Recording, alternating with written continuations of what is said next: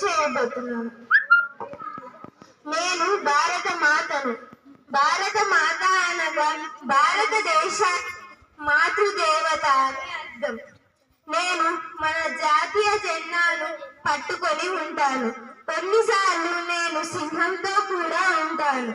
కాళీ, దుర్గా, చండీలను బెంగాలీ ప్రజలు ఎక్కువగా పూజిస్తారు. అందువలన నా రూపం బెంగాలీ సాహిత్యం నుంచి చిత్రీకరించబడింది. స్వదేశీ ఉద్యమ సమయంలో 1905లో బెంగాలీ చిత్రకారుడు అవనీంద్రనాథ్ ఠాగూర్ అనే వ్యక్తి నా చిత్రాన్ని చిత్రీకరించాడు.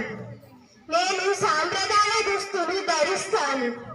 బకీం చంద్రపాల్ చటర్జీ గారు రాసిన వందే మాతరం గీతాన్ని నాకు ఆపాదించడం ద్వారా నాకు మరింత ప్రచారం లభించింది.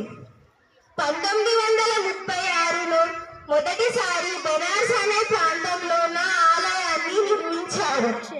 ఆ యొక్క ఆలయాన్ని గాంధీజీ గారు ప్రారంభించారు.